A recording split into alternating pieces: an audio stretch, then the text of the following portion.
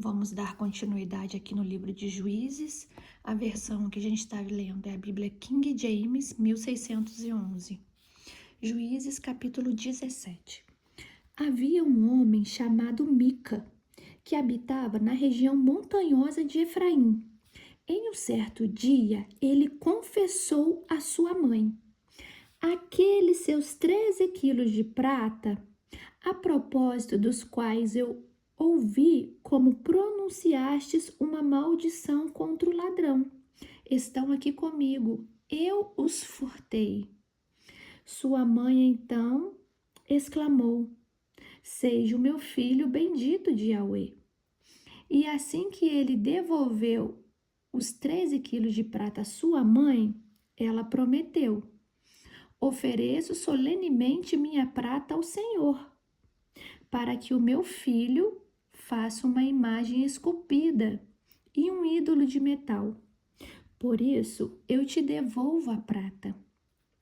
Ele, porém, não quis ficar com a prata e devolveu tudo à sua mãe. E ela separou 200 moedas, ou seja, 2,4 kg de prata, e os deu a um ourives, e as deu a um ourives, que das peças de prata confeccionou a imagem e o ídolo, e estes foram colocados na casa de Mica. Ora, esse homem, Mica, tinha um santuário, uma casa de deuses, e fez um colete sacerdotal e alguns ídolos da família, e consagrou um dos seus filhos como sacerdote. Naquela época, não havia rei em Israel. É muito importante que vocês gravem isso. Naquela época, não havia rei em Israel. Cada pessoa fazia o que lhe parecia certo. Isso é muito importante que vocês gravem também. Cada pessoa fazia o que lhe parecia certo. Um jovem levita de Belém, de Judá, procedente do clã de Judá, deixou aquela cidade à procura de outro lugar para viver. No decorrer de sua viagem, parou na casa de Mica, na região montanhosa de Efraim. Então Mica lhe indagou: de onde vens? Ao que ele respondeu: sou levita, de Belém de Judá, e estou viajando em busca de um bom lugar para habitar. E Mica, então,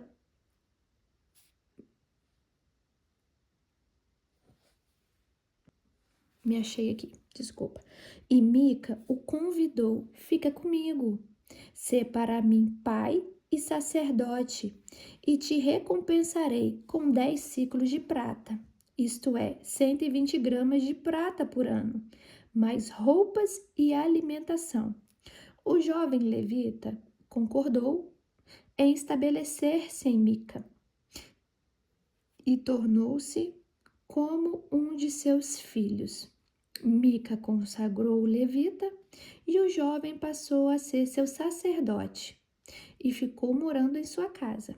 Então Mica declarou: agora estou certo de que o Senhor me tratará com bondade, pois esse levita se tornou meu sacerdote. Capítulo 18 de Juízes. Nesse tempo, não havia rei em Israel. Mais uma vez, nesse tempo, não havia rei em Israel. E a tribo de Dan estava em busca de uma terra onde se estabelecer, porquanto ainda não havia recebido sua herança entre as tribos de Israel. Os filhos de Dan enviaram 5 homens de seu clã, valentes de Zorá e Estaol, de Zorá a Estaol, com a missão de conhecer a terra e explorá-la. E assim lhes foi ordenado de explorar a terra. Os 5 homens chegaram à montanha de Efraim, até onde estava a casa de Mica, e ali foram hospedados e passaram a noite. Quando estava se aproximando da casa de Mica, reconheceram a voz do jovem levita e, aproximando-se, lhe questionaram: Quem te trouxe para estas terras? Que fazes aqui? E o que é que tens aqui? O jovem levita lhe esclareceu. Mica tem me ajudado muito. Ele me empregou aqui e eu lhe sirvo como seu sacerdote. Então lhe pediram: neste caso, consulta a Deus para sabermos se o caminho que levamos nos conduzirá a bons resultados. E o jovem lhes assegurou: ide em paz. O vosso caminho está sob os cuidados de Yahweh, o Senhor. Os 5 homens partiram e chegaram à cidade de Laís. Observaram que os seus habitantes viviam em segurança, segundo os costumes dos sidônios, despreocupados e confiantes, usufruíam de propriedade, pois a sua terra não lhe deixava faltar nada. Viram também que este povo vivia afastado dos sidônios e não tinha contato com os amorreus, nem com outros povos. Então retornaram a seus irmãos em Zorá e Estaol, e estes lhe indagaram: que relatais? E eles lhe encorajaram: levantai-vos, subamos contra eles, pois vimos a terra que é excelente, mas quanto a vós, ficareis aqui tranquilos. Não hesiteis em ir depressa, tomaste posse dessa terra. Chegando lá, achareis um povo tranquilo, que não desconfia de nada.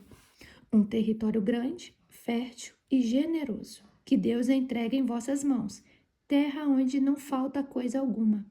Então partiram dali, do clã dos Danitas, de Zorá e Estaol, 600 homens armados para a guerra. Subiram para acampar em Kiriat Jearim, em Judá. É por isso que ainda hoje essa região a oeste de Kiriat Jearim se chama Manedã, Campo de Dan. Dali se dirigiram para a região montanhosa de Efraim e chegaram à casa de Mica. Aqueles 5 homens que haviam ido espiar a terra ao redor de Laís disseram aos companheiros: sabeis que há aqui, numa dessas casas, um efude, manto sacerdotal, e terafim, ídolos da família, uma imagem esculpida e um ídolo de metal fundido. Agora, portanto, pensai no que deveis fazer. Dando uma volta por ali, chegaram à casa do jovem levita, à casa de Mica, e o saudaram. Enquanto os 600 homens dos danitas, armados para a guerra, permaneciam à soleira da porta, os 5 homens que tinham estado antes ali para o reconhecimento do território vieram e entraram na casa. Apanharam a imagem de escultura, o efude, os terafim e o ídolo de metal fundido. Estando o sacerdote em pé à entrada da porta, com os 600 homens armados para a guerra, eles, pois, tendo entrado na casa de Mica, pegaram a imagem esculpida, o efude, o terafim e o ídolo de metal fundido. Mas o sacerdote lhes advertiu: que estáis fazendo? Ao que lhe replicaram: silêncio. Põe a mão na tua boca e segue-nos. Serás para nós um pai e sacerdote. Pensai no que é melhor para ti. Seres um sacerdote da família de apenas um homem ou servir como sacerdote de toda uma tribo e um clã de Israel. Então o jovem sacerdote se alegrou, apanhou o manto sacerdotal, os ídolos da família e a imagem esculpida, e se ajuntou à tropa.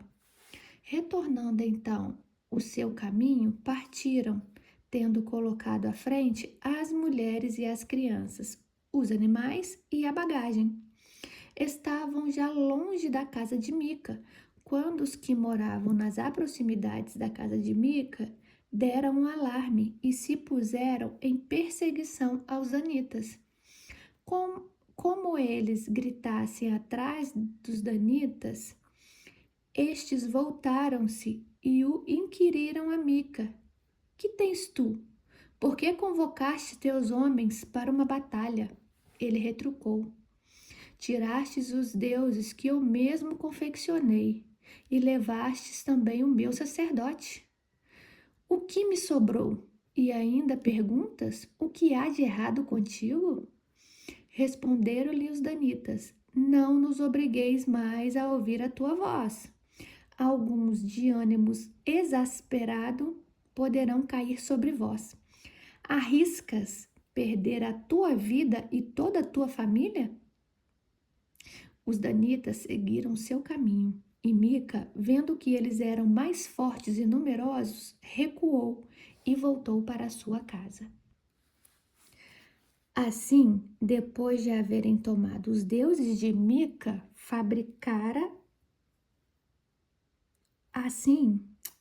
Assim, depois que havendo tomado os deuses que Mica fabricara e o sacerdote que tinha consigo, os danitas avançaram contra Laís, contra um povo pacífico e despreocupado.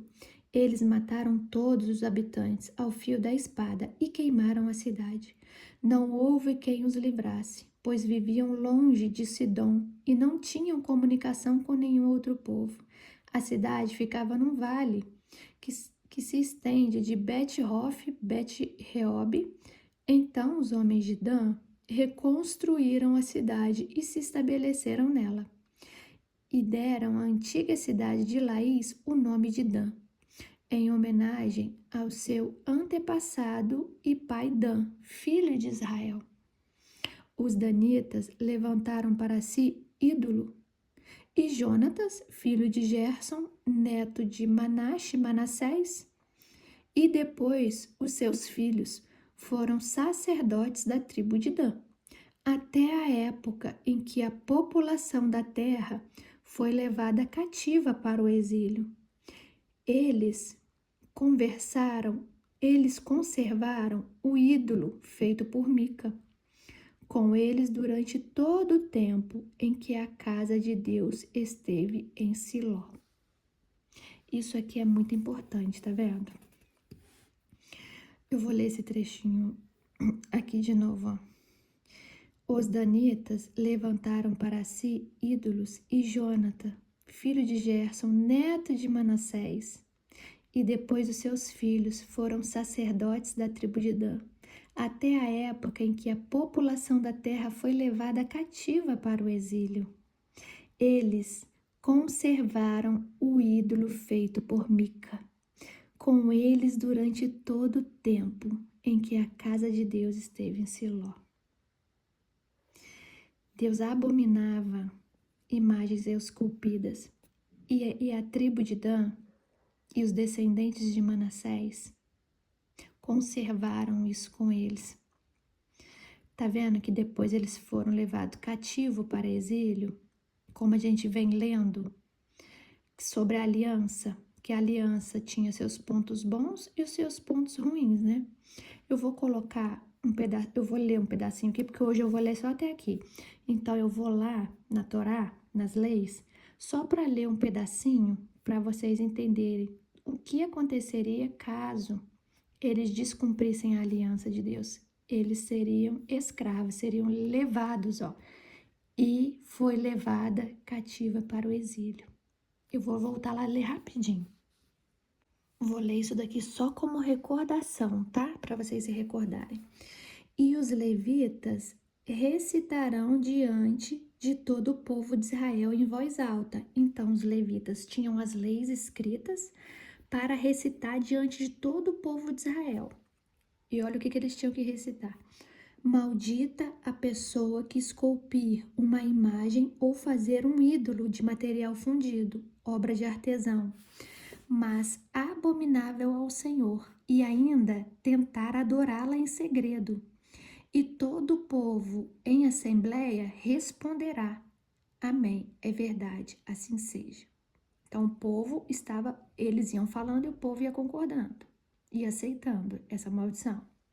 Aí continua: maldito quem desonrar seu pai e sua mãe. E todo o povo dirá: Amém. Aí o povo dizia: maldito quem desloca o marco de fronteira do seu vizinho. E todo o povo dirá, amém. Maldito quem fizer o cego errar o caminho, e todo o povo dirá, amém. Maldito quem negar justiça ao estrangeiro, o órfão e a viúva, e todo o povo dirá, amém. Maldito quem deitar com a mulher de seu pai, profanando a cama de seu pai, e todo o povo dirá, amém. Maldito quem tiver relações sexuais com o animal, e todo o povo dirá, amém. Maldito quem se deitar com sua irmã, filha de seu pai, ou da sua mãe, e todo o povo dirá, amém. Maldito quem se deitar com a sua sogra, e todo o povo dirá, amém. Maldito quem ferir de morte o seu próximo em oculto, e todo o povo dirá, amém. Maldito quem aceitar qualquer pagamento para matar uma pessoa inocente, e todo o povo dirá, amém. Maldito seja toda pessoa que não puser em prática as palavras desta lei.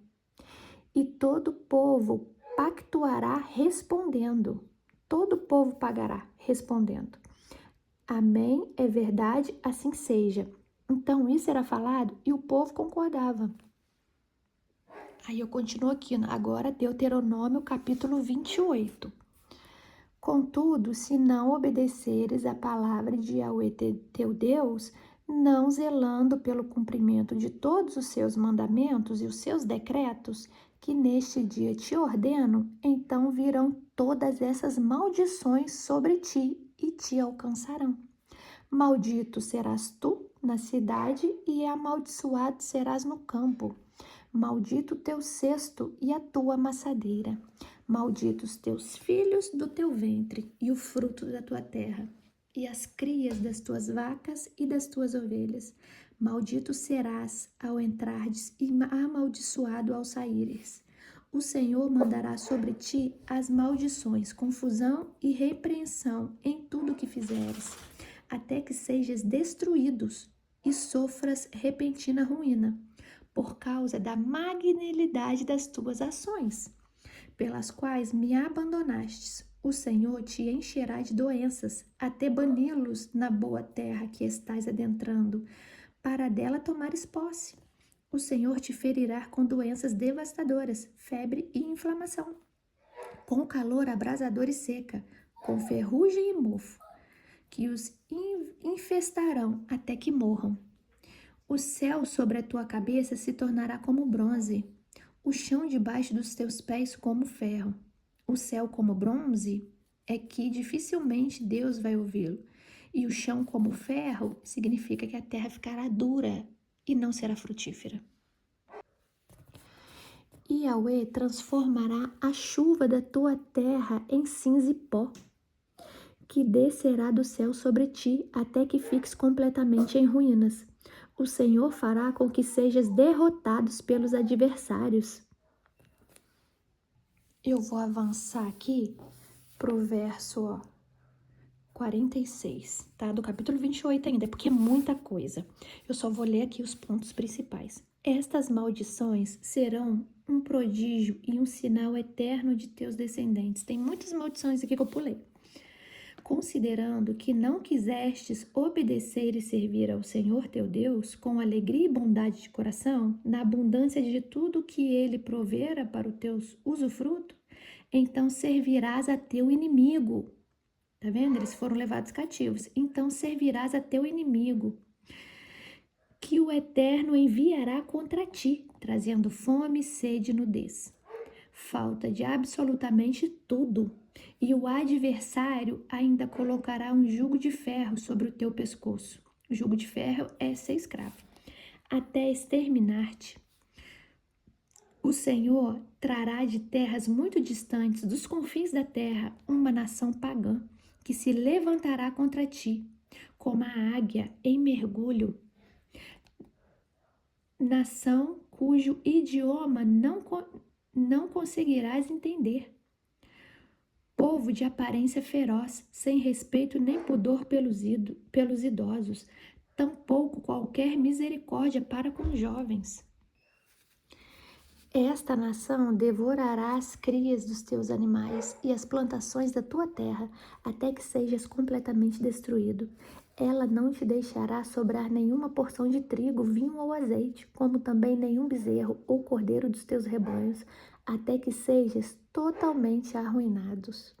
Esse povo sitiará todas as cidades da tua terra, até que caiam os altos muros fortificados, nos quais colocas a tua confiança.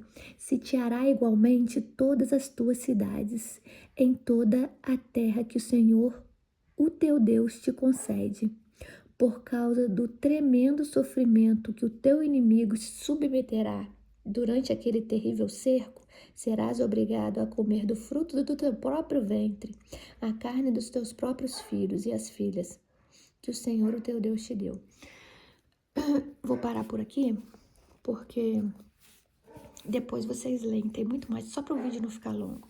Então, vocês viram que havia uma aliança. E nessa aliança tinha os pontos bons, né? Eu pulei aqui os pontos bons, eu só falei os pontos ruins, tá? E eu vou voltar lá para onde que a gente estava lendo.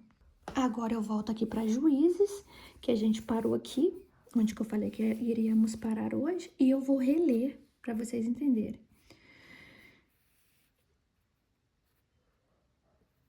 E depois os seus filhos foram sacerdotes da tribo de Dan, até a época em que a população da terra foi levada cativa para o exílio. Eles conservaram o ídolo feito por Mica com eles durante todo o tempo em que a casa de Deus esteve em Siló. Vocês leram lá as maldições. E uma das primeiras coisas que eu li das maldições foi relacionada a ídolos feito por mãos deles, né? Qualquer tipo de ídolo ali, esculpido. Deus, ele tem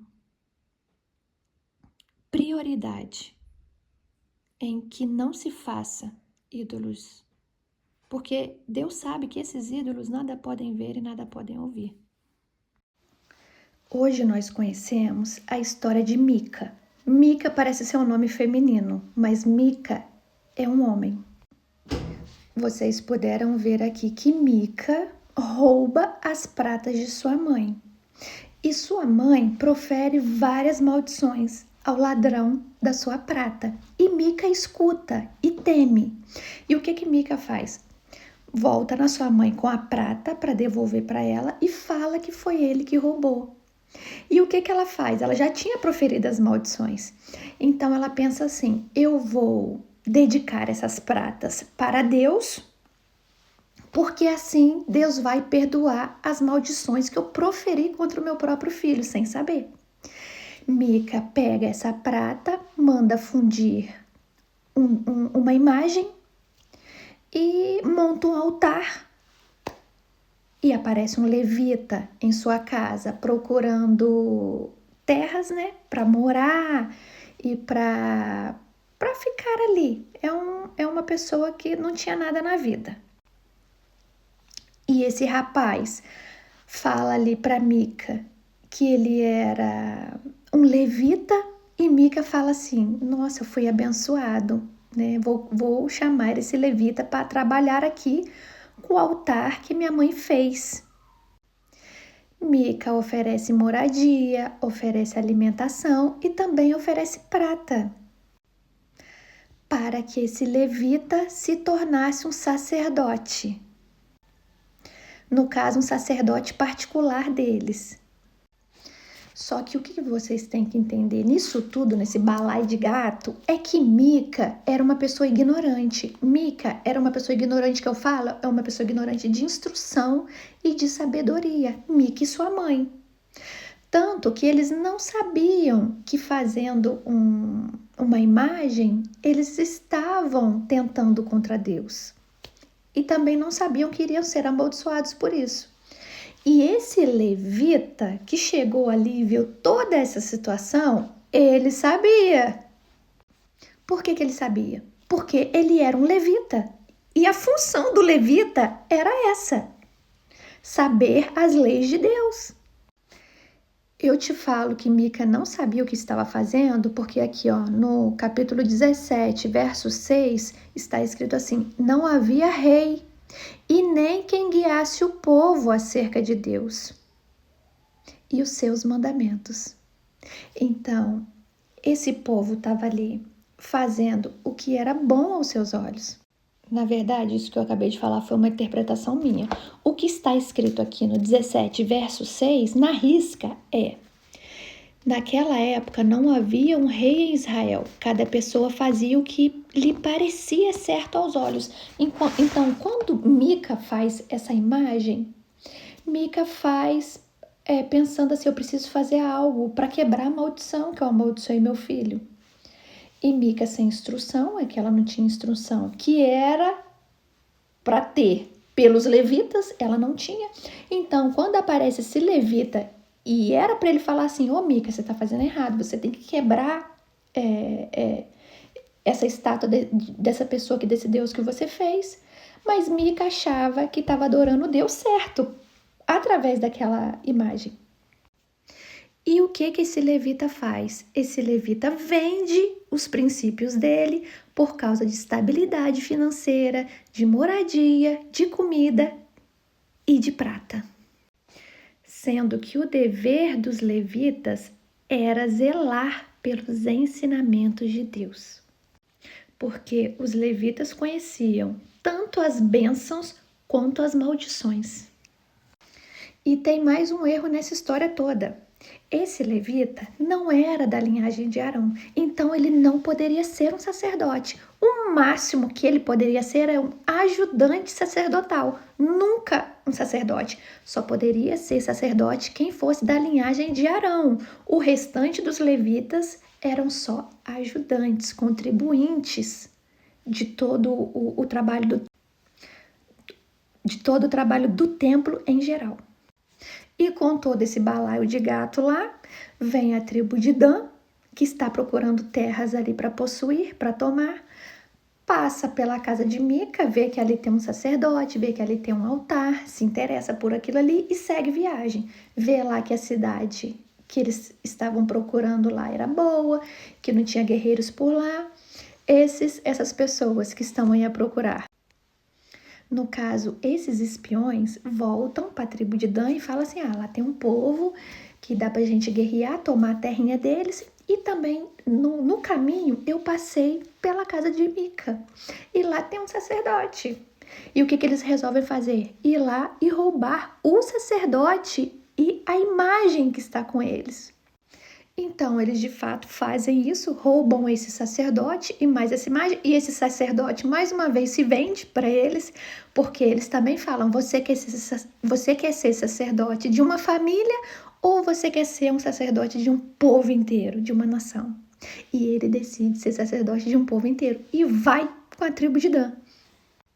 Vai, leva essa imagem, toma essa terra, e depois disso, fugiu a palavra, os descendentes da tribo de Dan se denominam os próprios sacerdotes depois. Provavelmente depois esse rapaz morre, né? Aí tem que dar uma continuidade ali no templo que eles tinham feito ali com aquela imagem.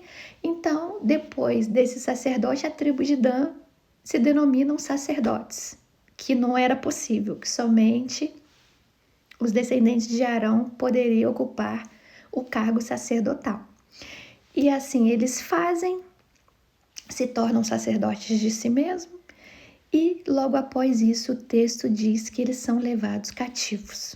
Quer dizer, então, que as maldições que esse levita não falou que viria, veio sobre o povo, mesmo sem eles saberem que viria.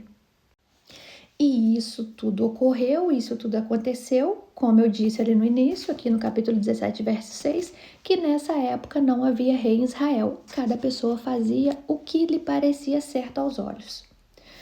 Todo o livro de Juízes se baseia mais ou menos nesse conceito.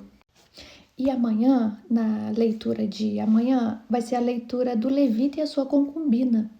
E vocês assim vão ficar assim escandalizados com a leitura, porque a leitura é pesada, mas vocês têm que entender que cada um fazia o que lhe parecia certo aos olhos e não o que era certo de verdade. Então, o povo errava e pecava por ignorância e por falta de conhecimento, porque não tinha um líder, um rei que os guiasse. Então, eu fico com vocês até aqui. Eu espero que vocês estejam gostando e entendendo. E até amanhã. Um beijo.